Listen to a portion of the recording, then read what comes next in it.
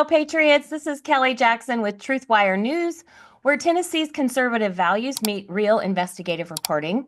We cut through the noise, expose the facts, and hold politicians accountable because Tennesseans deserve the truth, not political theater. Today, we have the privilege of speaking with Representative Gino Bulso of District 61, representing Brentwood in Williamson County.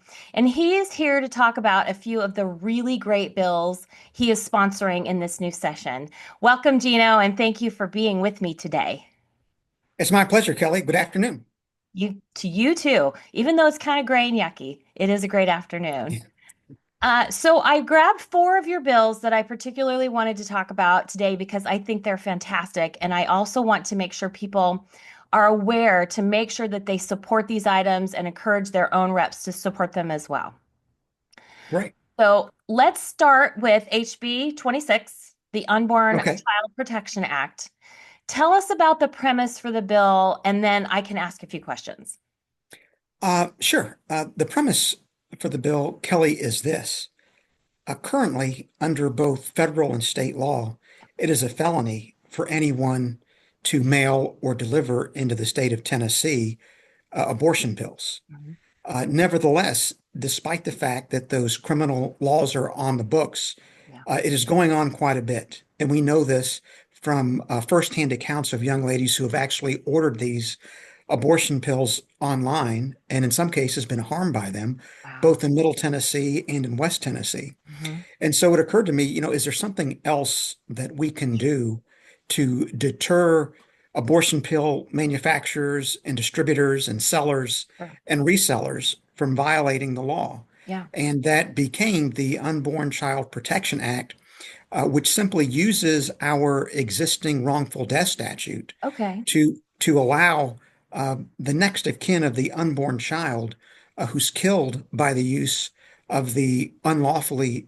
sent abortion pills Okay. to bring a wrongful death cause of action against the provider of the pills, the maker of the pills, the distributor of the pills, whoever sent or brought them into Tennessee. Right. And it's got some teeth to it because it attaches a strict liability to the act of sending abortion pills into the state.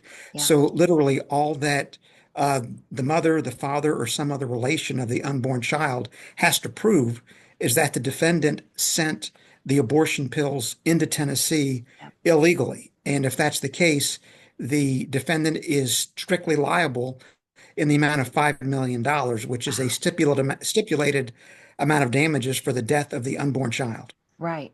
So, for people who don't quite grasp the concept of what strict liability means, um, it's sort of like saying basically it doesn't matter. It's like taking the intent completely away, or whether or not they understood what they were doing, um, or any like, oh gosh, I didn't know that the laws had changed. Essentially, just the act of getting it across state lines and sending it through the mail. That they're liable regardless of what the reasoning they might have for sending it would be. They're just liable, right? Exactly, because typically in a civil action, a defendant tries to defend liability in a Yeah. case on two grounds. One, a defendant will say you've not proved the elements of your claim. So, for example, they might say you've not proven that we were negligent Right. or that we acted with malice or something of that nature. And also, they assert defenses, what are called affirmative defenses Right. in the civil justice system, such as assumption of the risk or contributory negligence Yeah. or comparative fault or Yeah. something like that. Yeah. And what strict liability does is cut through every last one Yep. of those. It Yep. cuts them all down and says, if you sent the abortion pills into the state Yep. unlawfully and they killed a child, you are liable. Yep. Which that's what made me so excited to hear you say strict liability. We were talking about this bill Yeah, because there's just literally not going to be any excuse for why they do it if they should do it. correct. So how will this be enforced and what mechanisms are in place to ensure that the illegal distribution of abortion-inducing drugs is actually dealt with? And I don't want to say use the word prosecuted because that's not the Yeah. right word. This isn't criminal, but how, I mean, I know it would have to be um, they would have to file a suit, or I mean, what mechanisms are in place to make sure that we know that this happens? The mechanism that's in place, Kelly, is simply the existence of a private cause of action Okay, against the abortion pill provider. Because the laws that are currently on the books, obviously, because they're criminal statutes, right. can only be enforced by the state.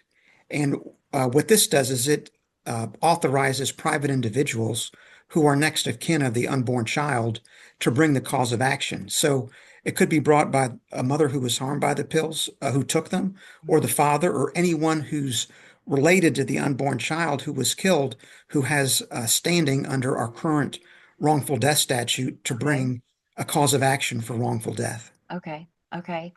And so maybe kind of tell people, because a lot of people might think, okay, well, you know, without like we have wrongful death and there would be possibly there's criminal penalties, but what you were talking about at Gary's town hall was just really hitting them where it hurts, which is usually in the pocketbook.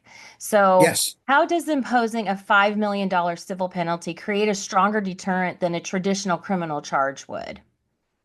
Well, first, recognize that it's actually not a penalty, Yeah. which is a concept that's involved with either criminal law or punitive damages. Okay. The $5 million here is purely compensatory damages, Okay. which includes all of the panoply of damages that are available if any person is wrongfully killed, whether it's an adult or a child or an infant. Yeah. And so the idea is that what happens is you have uh, in this case, an unborn child whose death is brought about wrongfully because someone sent into the state abortion pills in violation of the law. And then from there, it allows someone who's a relative of the unborn child Mhm. to go into court and to file a case to enforce the cause of action. So it does require some action, obviously, on the part Right. of the private litigant, but it really makes it as simple as possible to prevail on a cause of action of this nature. Because typically, in a personal injury wrongful death case, you have a certain set of elements to prove in order to establish liability, and then you have to overcome various defenses. Here, you simply have to go in, prove that an abortion pill provider violated the law, caused the death of the child, and then the $5 million in compensatory damages is awarded on the basis of strict liability. Okay. And since the federal enforcement is no longer really an issue anymore under President Trump, is there, how will Tennessee, because as you said, this is a private cause of action. So how will Tennessee ensure that state level officials, like when I say state level, because we're talking about outside the legislature, you know that there are people who might work to undermine legislation like this in the name of economic concerns or Yeah. moderation or women's rights or how can we, is there a way that we can ensure that, I guess, to ensure that they would be able to not be circumvented by, I mean, it is strict liability, but would it be beyond a judge to dismiss it, even though it's strict liability? Is there anything that can ensure they'll see their day in court because it's met all of the criteria for under the law? Mhm. I think that the best way to answer that, Kelly, is that, I mean, the state only becomes involved in the judicial branch of the government. There's going to be no other branch of any state or federal government that's involved in the enforcement of this statute, this bill, if it actually becomes a statute. So, if someone brought a lawsuit against a defendant Mhm. and the defendant could show that they actually did not send abortion pills into the state, then that case would be dismissed. Okay. But if you assume that the uh, plaintiff brought the proper party into the case and obtained a judgment, and let's say the abortion pill provider was based in New York, Yeah. what happens is that you would either in a Tennessee state or federal court obtain a judgment for $5 million. Yeah. If it's done in the state court system, you would then take that judgment and file it in a New York State court pursuant to Okay. what's called the Uniform Enforcement of Foreign Judgments Act, Okay. which is a statute that's in place in most states across the country that allow you, if you obtain a judgment in one state, to enforce it against a party who's out of state with out of state assets. Similarly, if you obtained it in federal court, it's even a little easier. If you brought the case in federal court under the court's diversity of citizenship jurisdiction, you could then just register the judgment in a federal court in, for example, New York, and Okay. you could execute, that is, collect upon it in New York, the Okay. same as what you would do in Tennessee. Okay. So you've got the government involved just in the sense that it's brought in the judicial branch of government, but it's entirely in private hands to Okay. prosecute it and to collect it and to enforce it. See, and I think that that's just such a great assurance for citizens to be able to take control of these things themselves versus leave it to people that may not, they may have a stake in it that is self-serving. So they're going to try and do something to um, Absolutely. mitigate. Um, and I guess I would ask then, what do you anticipate? Do you anticipate that this will be supported in the General Assembly? Because I remember a couple of years ago when we saw Republican legislators sort of punch a hole in the total ban of abortion that was put in place in 2019 when, clearly it at the time it wasn't any consideration that we would ever live in a post-Roe world. So they put this big ban in place in 2019 thinking, oh, Roe v. Wade will never be overturned. Yeah. Tennessee Right to Life and other grassroots groups like Tennessee Stands worked to try to kill that legislation, but ultimately there were amendments that satisfied all parties to a degree. So I guess the question would be, do you anticipate that this will be received well amongst your colleagues, and does it seem to enjoy support from, the other Republicans in our General Assembly?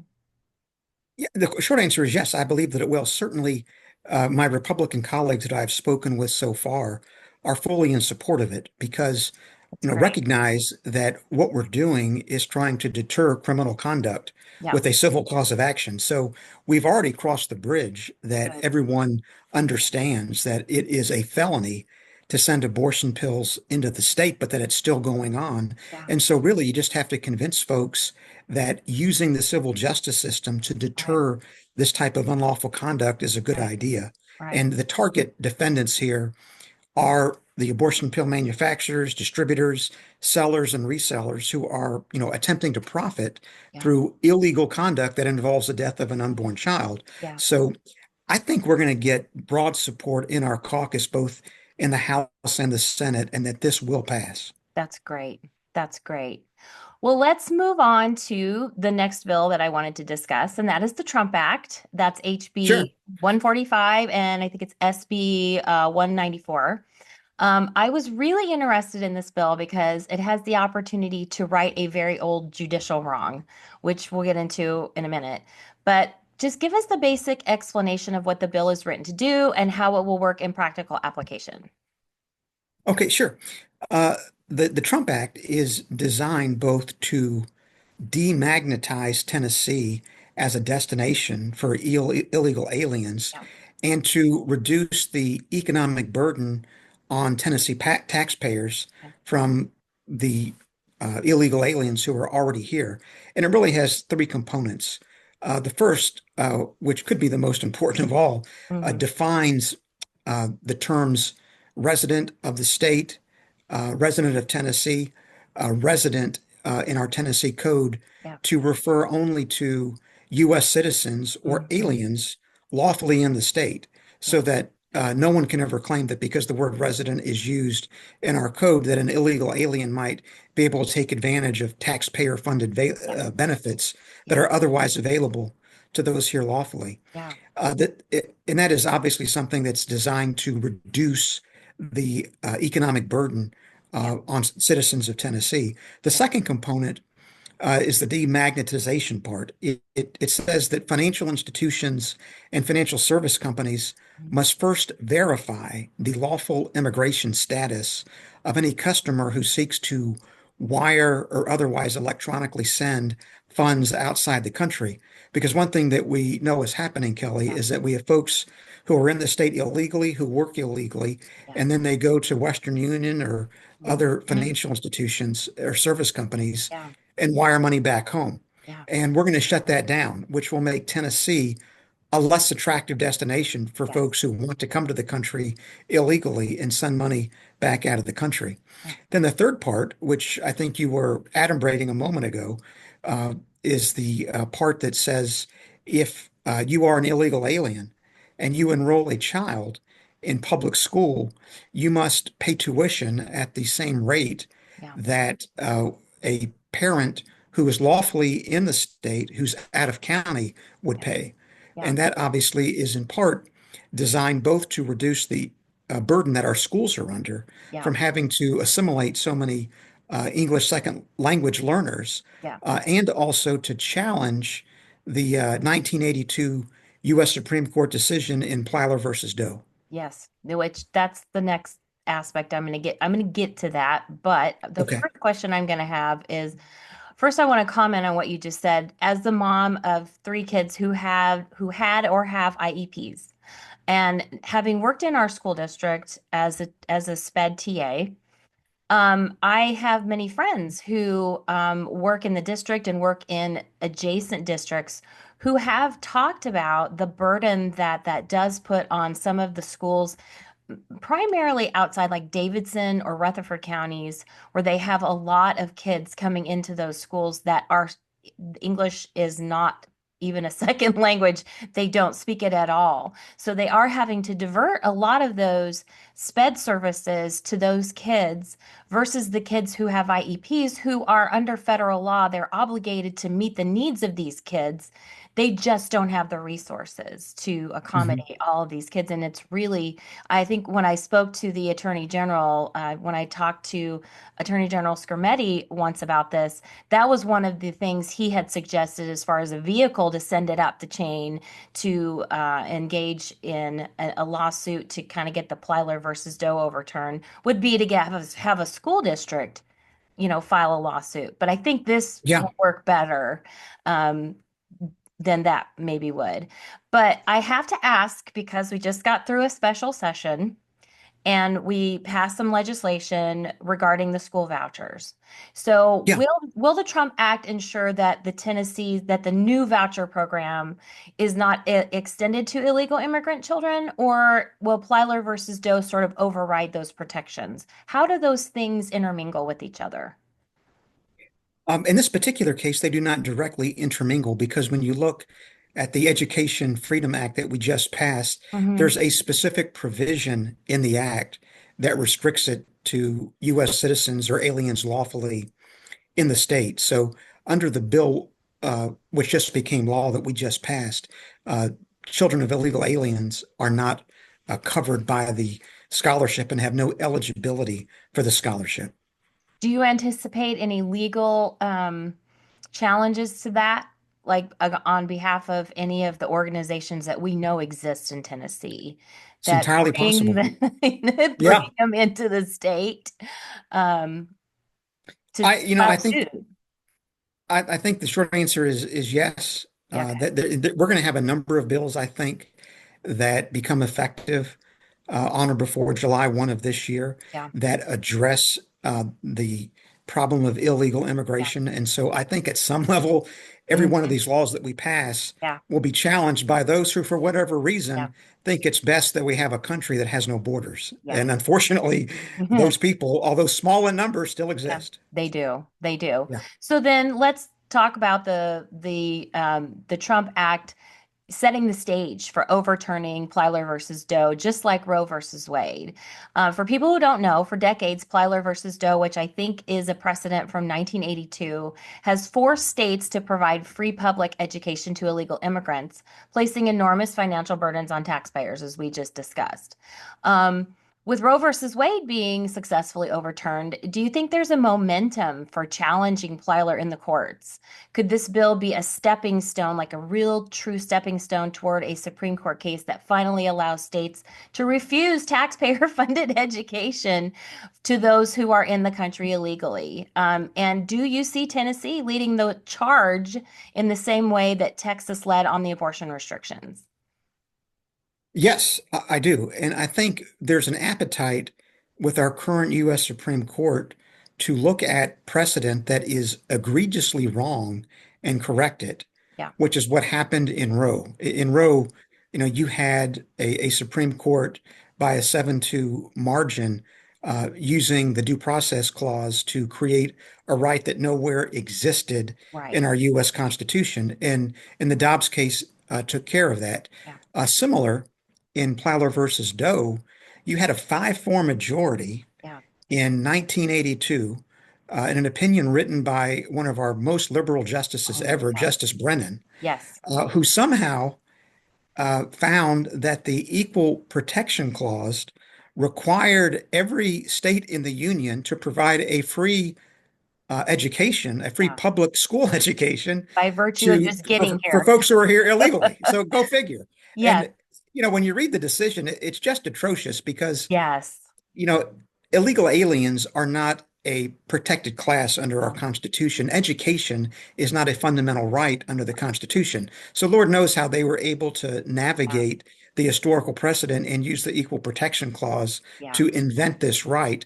But Yes. if it gets to the U.S. Supreme Court with our current conservative majority, Yeah. I think they're going to have a very easy time in reversing Plyler versus Doe. Yeah. And Tennessee should lead the way here. Yes, and I think the strength of that case, I would think that that would give AG Skermetti's office the confidence to do that. So I think that's fantastic, and it kind of almost makes me wonder if the next horizon would be with the same-sex marriage precedents. But I We guess got one on that one too. we do. Okay, well that's great. I'll have to dig into that. But the next bill that I have on my docket here is HB 64 and SB 472 that you're carrying with our wonderful, wonderful Senator Janice Bowling. We love her.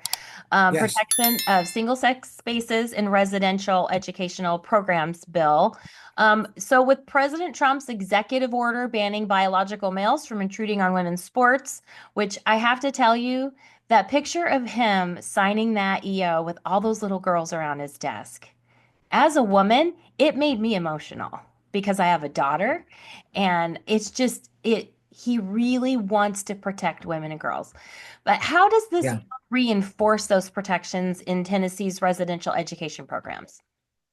Well, it does because it puts it into law. Obviously, an executive order is not the same as a statute. What the Right. executive order does is effectively tell all types of organizations and states that if you do this, we're going to withhold federal funds. It doesn't actually constitute legislation, but Mhm. HB 64 does. Okay. And let me just tell you the background of it, Kelly, because I Okay. think it'll illustrate how crazy Uh, a point we've gotten to with like this transgender I nonsense. know. I How had are a we con here? we had a constituent Yeah. who has got a high school daughter, very talented, very bright, Mhm. and they put her in a residential summer program at a local private university, who I won't name just for the Yeah. sake of Sure.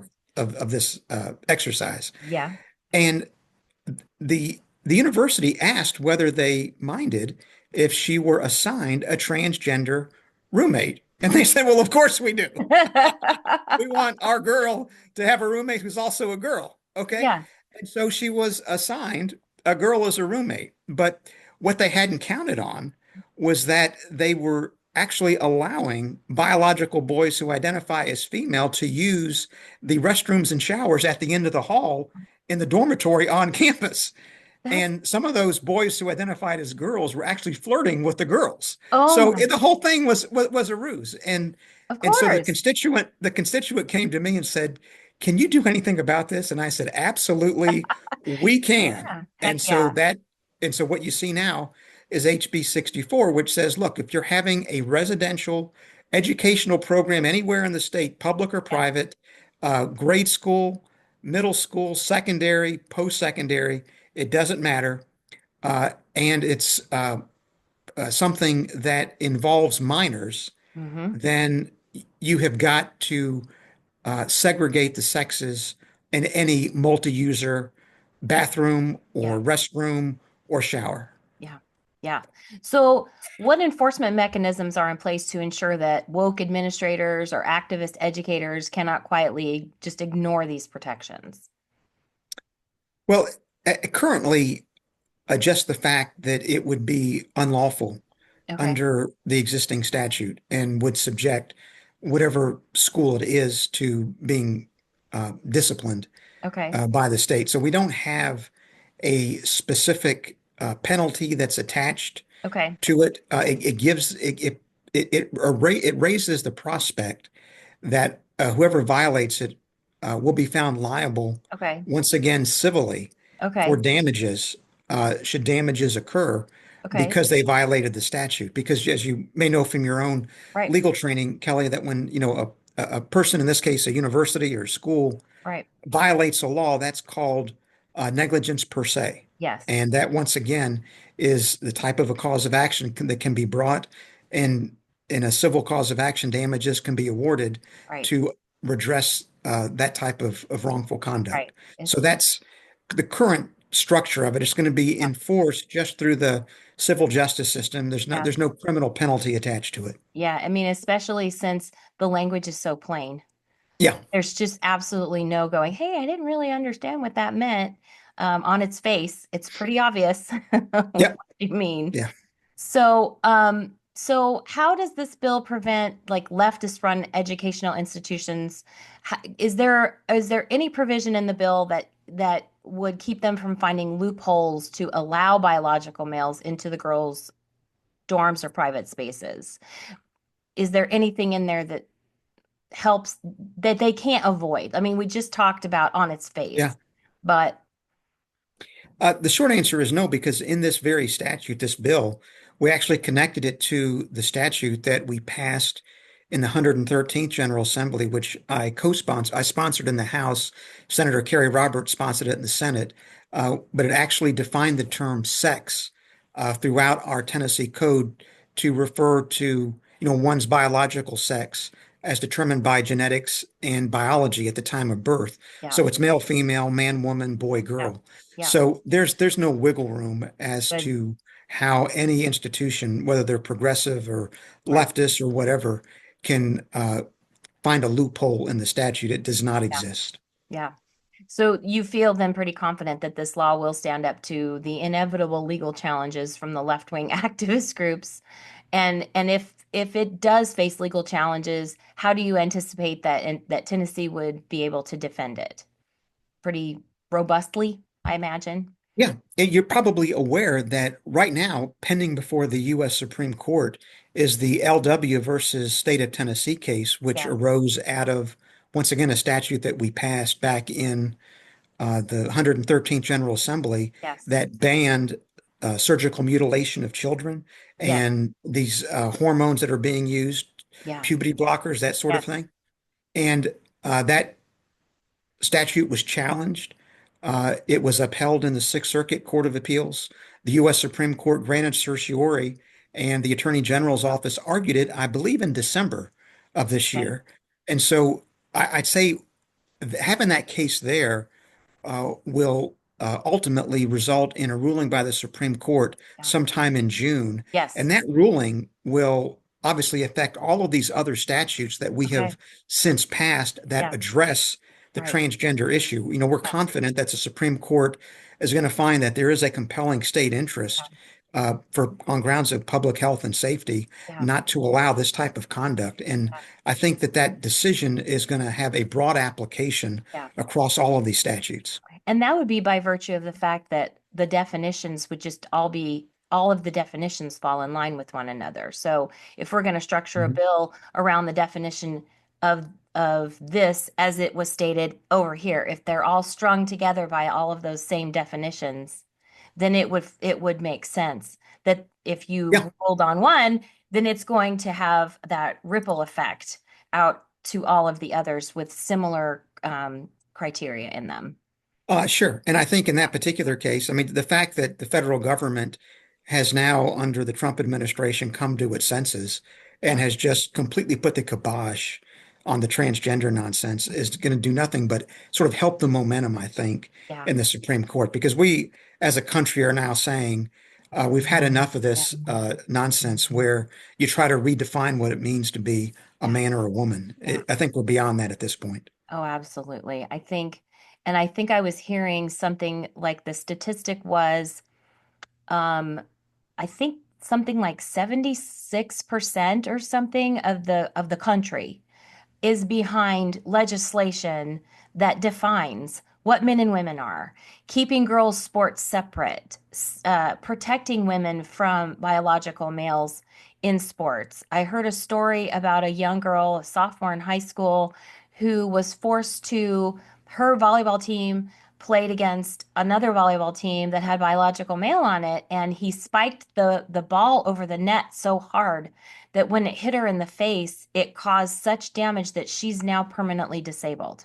Oh my So gosh. that's the kind of thing that we're Yeah. trying to it's not about I guess I get tired of them pulling that word inclusivity out and trying to engender sympathy for these males who are just, where are all the feminists? First of all, is what I want to ask Well, as a woman who's in her 50s, and I grew up with just that generation before me, you know, who were burning their bras and doing all the things. Where are the feminists? And I just don't see that presence, or I haven't seen that presence in this argument. And it's about time that people are finally starting to come to their senses and realize that we need to have these well-defined things so that we can keep everybody safe. Keep yeah, everybody safe. So agreed. so what I want to talk about finally is, and this is one, this is new to me, so I'm going to be learning. The other bills, I kind of had an idea, but this is brand new. We've been talking about quite a bit, but for quite a bit of time. But it's been so fascinating. But the Tennessee Covenant Marriage Act, or Yes. I think it's HB 315, Yeah. SB 472. This last one was very interesting to me because I don't know a whole lot about it. So let's discuss this. Okay. What is the Tennessee Covenant Marriage Act and what are its primary goals? Its primary goals are twofold. Kelly, the first is to strengthen the marital bond in the state of Tennessee for the purpose of providing further protection to families. And then second, the goal is to launch an attack on the U.S. Supreme Court's 2015 decision in Obergefell versus Hodges. Oh, And yay. and here's what it does. It Mhm. actually creates a covenant marriage, which is more difficult to get into Yeah, and more difficult to get out out of. of. Mhm. Uh, we kind of hit with a tripartite whammy back in the 60s Yeah. and 70s that kind of undermined the family a bit. First, once again, we had a Supreme Court decision in 1962 Mhm. called Engel versus Vitale Okay. that removed prayer from schools. Yes. And, to a certain extent, I certainly understand the argument that was made there under the Establishment Clause of the First Amendment, but nevertheless, prayer was removed from schools. We also had the sexual revolution going Yes. on in the 1960s. And then at Yeah. the beginning of the 1970s, we had states all across the country adopting this thing called no fault divorce. I mean, Yeah. historically, you had to have statutory grounds to dissolve a marriage. Well, Yeah. beginning in the 1970s, there was this concept of irreconcilable differences that Differences. came into being Hmm. that was adopted all across the country. And it frankly allowed uh, husbands and wives, mothers and fathers to separate just because they weren't getting along very well Yeah. without having any underlying uh, statutory argument as Right. to why the marital union should be dissolved. And what the Covenant Marriage Act does is it actually allows couples, if they choose, it's not mandatory, but Yeah. if they choose, they can get into a type of marriage that existed prior to the 1970s Wow. with pretrial counseling. But if you get into a covenant marriage and you get a covenant marriage license, you cannot dissolve it on the basis of no fault divorce. You cannot dissolve it on the basis of irreconcilable differences. You have to work through those. Now, Okay. if you have any of the traditional grounds, mental abuse, physical abuse, emotional abuse, adultery, things of that nature, Right. all of those grounds that historically existed before the 1970s still exist in the Covenant Marriage Act, but it takes out no fault divorce. So the first goal is to, provide a form for maybe stronger marriages in some cases Sure. in Tennessee. And then secondly, it's limited to one man and one woman, Okay. which obviously directly takes on Hmm. the Obergefell 5-4 decision once Mm. again Yeah. from 2015. That was written by Justice Kennedy, Yes.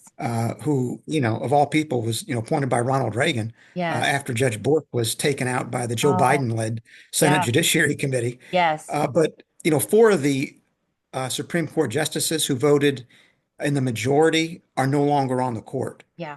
And so there's a decent chance Yeah. that if, in fact, the U.S. Supreme Court is faced with a challenge to Obergefell, Okay. they may actually go ahead and reverse it once again as Wow. being egregiously wrong because Right. it was a ridiculous decision. Right. You may recall that once again, Yeah. you had the Supreme Court reaching back to the 14th Amendment and Yes. specifically to the Equal Protection Clause and Right. saying that under the Equal Protection Clause, same-sex partners have a right Right. to be married on the same terms Right. as traditional married couples. Right. Now, they obviously bypassed the fact that the 14th Amendment was adopted in 1868, and every state that ratified the 14th Amendment Yeah. only allowed marriage between a man and a woman. So effectively in 2015, Yeah. we have the U.S. Supreme Court saying that the states that ratified the 14th Amendment really intended to allow same-sex partners to engage in a traditional marriage, even though every one of those states prohibited that at the time it was adopted. So, Right. it's a completely absurd ruling, Right. and it's time. It's been there for 10 years. Yes. It's egregiously wrong. We Yeah. don't want to let it fester any longer. And No. so that's sort of the second goal of the Covenant Marriage Act to take that on.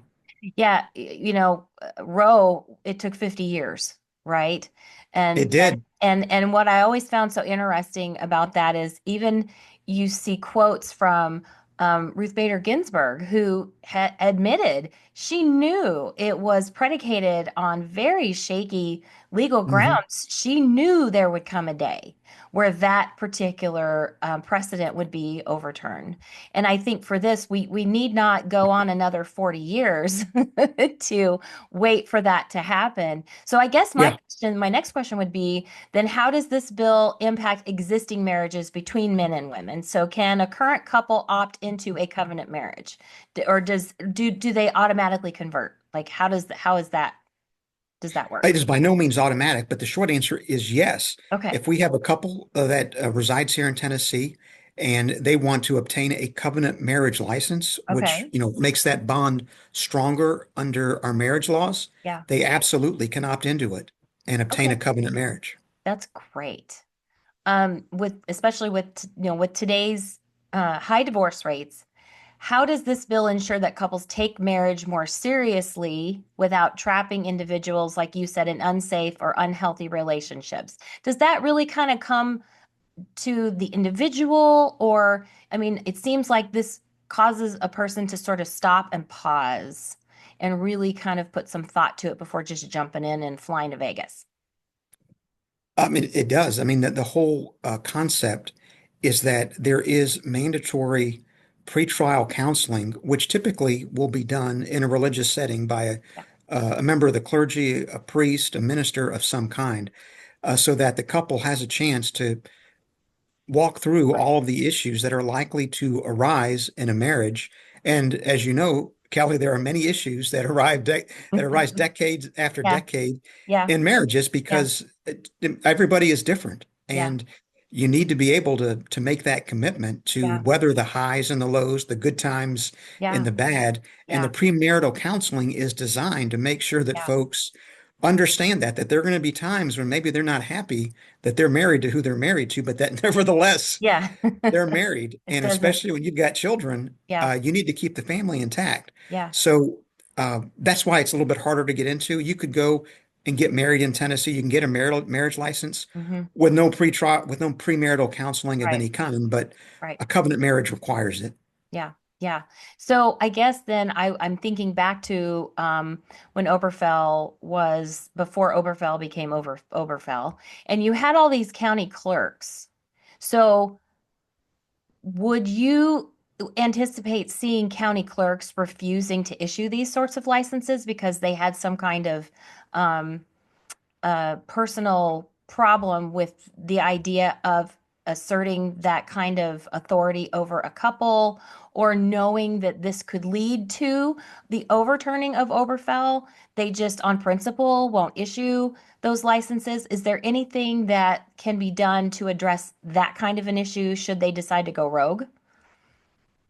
Um, I don't believe so, Kelly, because they're going to be bound by the law in the state of Tennessee unless and until some court finds it to be unconstitutional. Okay. And and so if you had, a man and a woman that sought a covenant marriage license, a clerk would be obligated to issue it.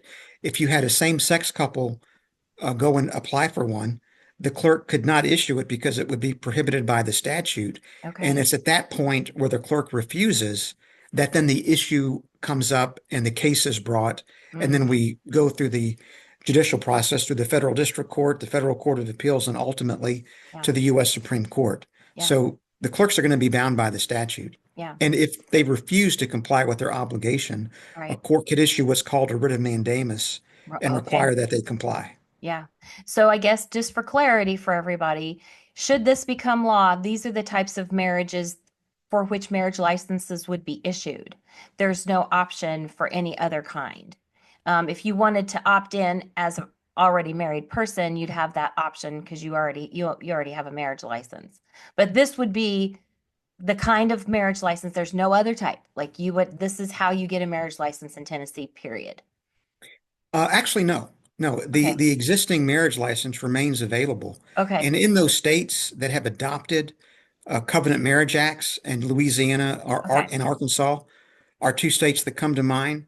I think it's maybe between 1 and 2% of marriages that are covenant marriages. Still, the overwhelming majority are traditional Okay. marriages using uh, regular marriage licenses. And we would expect that to continue to be the case in Tennessee. Now, over time, it might be that there is a higher and higher percentages of covenant marriages that are selected, but the marriage license that's existing right now will continue to be available just as it is. Okay, great. Well, I know people will like that, but I really love the idea of, coming up against that definition of what a marriage consists of and having that ability to sort of say, well, we can't marry you because you're not a man and a woman. So, Yeah. hopefully this will be the vehicle for that, and that we can send that up too, and then overturn another, right another horrible wrong from um, previous precedent in the Supreme Court. So, Yeah. well, thank you so much, Gino, for joining me today. Sure. Where's the best place for people to find you, like on social media, or what's the best way for people to get in touch with you? Uh, Probably by email to my law firm address, gbulso@bulso.com. Okay, Obviously, I've got a legislative mail address as well. We right. get thousands of emails, and so there's a little bit more of a process Yeah, that my staff has to go through to filter through those. yeah. But if someone is interested in getting in touch with me quickly, that's probably the best way. Okay, fantastic. Well, that's a wrap for today. And I just want to say at TruthWire News, we cut through the spin and bring you the facts because Tennessee deserves the truth, not just headlines. So until next time, stay sharp, stay informed, stay free, and make it a great one. Thanks so much, everybody.